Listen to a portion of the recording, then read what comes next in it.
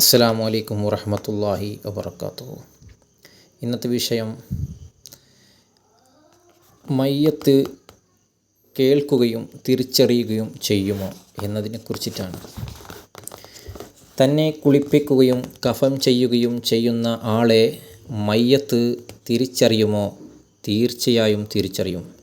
ജനാസ കൊണ്ടുപോകുന്ന സമയത്ത് മയ്യത്തിനെക്കുറിച്ച് എന്തെല്ലാമാണോ പറയുന്നത് അതെല്ലാം മയ്യത്ത് കേൾക്കും.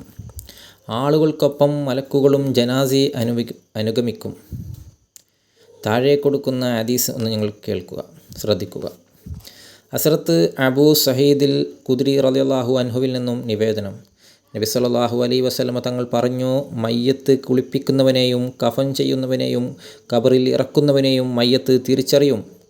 മുജാഹിദിൽ നിന്നും അബ്ദുറഹ്മാനിൽ നിന്നും അംറുബ്നു ദീനാറിൽ നിന്നും ഇതുപോലെയുള്ള റിപ്പോർട്ടുണ്ട്. ബക്കർബിനു അബ്ദുല്ലാഹി റളിയല്ലാഹു അൻഹുവിൽ നിന്നും നിവേദനം. മയ്യത്ത് മരിക്കുന്ന സമയത്ത് അവൻ്റെ റൂഹ് മലക്കുൽ മൗത്തിൻ്റെ കയ്യിലുണ്ടാകും. കുളിപ്പിക്കുകയും കഫൻ ചെയ്യുകയും ചെയ്യുന്ന സമയത്ത് എന്തെല്ലാം ചെയ്യുന്നുണ്ടോ അതെല്ലാം അവൻ കാണും. മയ്യത്തിന് സംസാരിക്കാൻ ശേഷിയുണ്ടായിരുന്നെങ്കിൽ കരയുന്നതും ബഹളം വെക്കുന്നതും ആളുകൾ വിലപിക്കുമായിരുന്നു. ഹസ്രത്ത് അബ്ദുറഹ്മാൻ അബി ലൈല റളിയല്ലാഹു അൻഹുവിൽ നിന്ന് നിവേദനം. ജനാസ കൊണ്ടുപോകുന്ന സമയത്ത് റൂഹ് മലക്കിൻ്റെ കൈവശമുണ്ടാകും. ആരെങ്കിലും മയ്യത്തിനെക്കുറിച്ച് നല്ലത് പറഞ്ഞാൽ മലക്ക് മയ്യത്തിനോട് പറയും, നിന്നെക്കുറിച്ച് പറയുന്നത് കേൾക്കൂ. മയ്യത്തിനെ ഖബറിലേക്ക് വെക്കുമ്പോൾ മലക്ക് റൂഹിനെ ഖബറിൽ നിക്ഷേപിക്കും. ഹസ്രത്ത് അനസ് റളിയല്ലാഹു അൻഹുവിൽ നിന്ന് നിവേദനം. ബദർ യുദ്ധത്തിൽ കൊല്ലപ്പെട്ട സത്യനിഷേധികളെ കുഴിയിൽ എറിഞ്ഞപ്പോൾ കുഴിയുടെ വക്കത്തു നിന്നുകൊണ്ട് നബി സല്ലല്ലാഹു അലൈഹി വസല്ലമ വിളിച്ചു പറഞ്ഞു, എടോ സൃഷ്ടാവ് നിങ്ങളോട് വാഗ്ദത്തം ചെയ്തത് എന്തായിരുന്നു? അത് സത്യമായി ഫലിച്ചോ ഇല്ലയോ? ഞങ്ങളോട് വാഗ്ദാനം ചെയ്തത് ഞങ്ങൾ സത്യമായി കണ്ടെത്തിയിരിക്കുന്നു. ഹസ്രത്ത് ഉമർ റളിയല്ലാഹു അൻഹു ചോദിച്ചു, അള്ളാഹുവിൻ്റെ ദൂതരെ, ജീവനില്ലാത്ത ശരീരവുമായി നിങ്ങൾ എന്തിനാണ് സംസാരിക്കുന്നത്? നബി സല്ലല്ലാഹു അലൈഹി വസല്ലം തങ്ങൾ പറഞ്ഞു, ഞാൻ പറയുന്നത് നിങ്ങളെക്കാൾ കൂടുതൽ അവർ കേൾക്കും. അവർക്ക് സംസാരിക്കാൻ കഴിയുകയില്ല എന്നേ ഉള്ളൂ. ഹസ്രത്ത് ഉബൈദ് ബിനു മർസുഖിൻ നിന്ന് നിവേദനം. മദീനയിൽ മസ്ജിദുൻ നബവി അടിച്ചു വാരുന്ന ഒരു സ്ത്രീ ഉണ്ടായിരുന്നു. അവർ മരിച്ചു.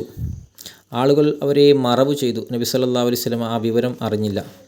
ഒരു ദിവസം അവരുടെ ഖബറിനടുത്ത് കൂടി പോകുമ്പോൾ നബി സല്ലല്ലാഹു അലൈഹി വസല്ലം ചോദിച്ചു, ഇത് ആരുടെ ഖബറാണ്? പള്ളി അടിച്ചു വാരിയിരുന്ന ആ സ്ത്രീയുടെയോ? നബി സല്ലല്ലാഹു അലൈഹി വസല്ലം ചോദിച്ചു. അതെ, അവർ പറഞ്ഞു. നബി സല്ലല്ലാഹു അലൈഹി വസല്ലം അപ്പോൾ തന്നെ സഫ് ശരിയാക്കി എല്ലാവരും ജനാസ നമസ്കരിച്ചു. എന്നിട്ട് സ്ത്രീയോട് ചോദിച്ചു, നിനക്ക് ഏറ്റവും ഉപകാരപ്പെട്ടത് ഏത് പ്രവർത്തനമായിരുന്നു? ജനങ്ങൾ ചോദിച്ചു, അള്ളാഹുവിൻ്റെ ദൂതരെ, അങ്ങയുടെ സംസാരം അവൾ കേൾക്കുമോ? നബി സല്ലല്ലാഹു അലൈഹി വസല്ലം പറഞ്ഞു, നിങ്ങളെക്കാൾ നന്നായി അവൾ കേൾക്കും. പിന്നീട് ആ സ്ത്രീ മറുപടി പറഞ്ഞു, പള്ളി അടിച്ചു വാരുന്നതാണ് എനിക്ക് ഏറ്റവും ഉപകാരപ്പെട്ടത്. ഹസ്രത്ത് അബൂ സഈദുൽ ഖുദ്രി റളിയല്ലാഹു അൻഹുവിൽ നിന്ന് നിവേദനം. നബി സല്ലല്ലാഹു അലൈഹി വസല്ലം പറഞ്ഞു, ജനാസ ചുമലിൽ ഏന്തിക്കൊണ്ടു പോകുമ്പോൾ മരിച്ചയാൾ സദ്വൃത്തനാണെങ്കിൽ പറയും എന്നെ ഒന്ന് വേഗം കൊണ്ടുപോകൂ.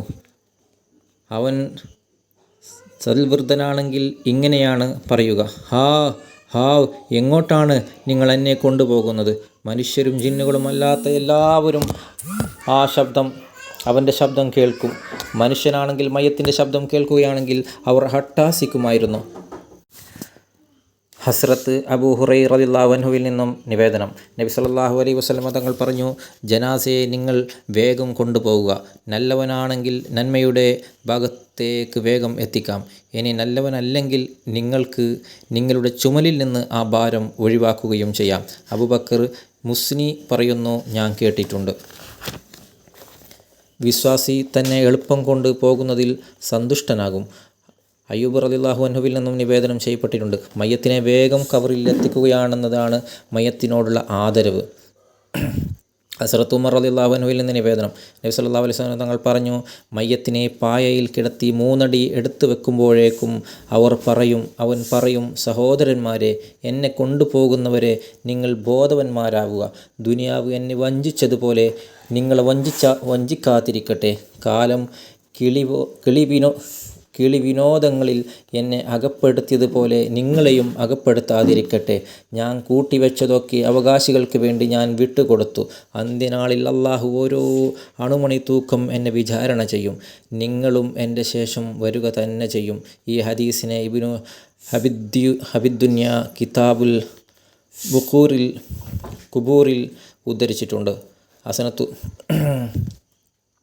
ഇബ്നു മസ്ഊദ് റളിയല്ലാഹു അൻഹുവിൽ നിന്ന് നിവേദനം. നബി സല്ലല്ലാഹു അലൈഹി വസല്ലം തങ്ങൾ പറഞ്ഞു, ദാവൂദ് നബി അലൈഹിസ്സലാം സിർഹാവിനോട് ചോദിച്ചു, അള്ളാഹുവേ, ജനാസയെ അനുഗമിക്കുന്നവന് എന്ത് പ്രതിഫലമാണ് ലഭിക്കുക? അള്ളാഹു പറഞ്ഞു, ഈ പ്രതിഫലം ലഭിക്കും. അതായത് അവൻ മരിച്ചാൽ എൻ്റെ മലക്കുകൾ അവൻ്റെ ജനാസയെ അനുഗമിക്കും. ഞാൻ അവൻ്റെ ആത്മാവിന് കാരുണ്യം ഇറക്കിക്കൊടുക്കും. അബുൽ ഖുൽദിൽ നിന്നും ഇതുപോലെ റിപ്പോർട്ടുണ്ട്. ഹസ്രത്ത് അബൂ ഹുറൈറ റളിയല്ലാഹു അൻഹുവിൽ നിന്ന് നിവേദനം. നബി സല്ലല്ലാഹു അലൈഹി വസല്ലം തങ്ങൾ പറഞ്ഞു, മലക്കുകൾ ജനാസയുടെ മുമ്പിലാണ് നടക്കുക. ഈ മയ്യത്ത് പരലോക ജീവിതത്തിന് വേണ്ടി എന്തെല്ലാം കർമ്മങ്ങളാണ് ചെയ്തിട്ടുള്ളത് എന്നതിനെക്കുറിച്ചിട്ടാവാം അവർ അന്യോന്യം സംസാരിക്കുക. മനുഷ്യരാകട്ടെ, ഇയാൾ എത്ര സ്വത്ത് ഇട്ടേച്ചു പോയി എന്നതിനെക്കുറിച്ചിട്ടാണ് സംസാരിക്കുക. ഇത്രയും പറഞ്ഞുകൊണ്ട് എൻ്റെ വിഷയം ഞാൻ ഇപ്പോൾ ഇവിടെ ചുരുക്കുന്നു. അല്ലാഹു തആല ഞാൻ പറഞ്ഞതും നിങ്ങൾ കേട്ടതും ഒരു സ്വാലിഹായ അമലായി സ്വീകരിക്കുമാറാവട്ടെ എന്ന് പ്രാർത്ഥിച്ചുകൊണ്ട് ഞാൻ നിർത്തുന്നു. ഇൻഷാ അല്ലാഹ് അടുത്ത ക്ലാസ് നമ്മൾ നല്ലൊരു ക്ലാസ് ആയിരിക്കും. എല്ലാവരും അതും കേൾക്കാൻ നിങ്ങൾ കാത്തിരിക്കുക. ഇൻഷാ അല്ലാഹ് അടുത്ത് യൂട്യൂബിൽ നിങ്ങൾ കാണും. അതെല്ലാം നിങ്ങൾ കേട്ട് മനസ്സിലാക്കി ജീവിതത്തിൽ ഉൾക്കൊണ്ട് നല്ല മനുഷ്യനായി ജീവിക്കാൻ ശ്രമിക്കുക. അസ്സലാമു അലൈക്കും വറഹ്മത്തുള്ളാഹി വബറകാതുഹു.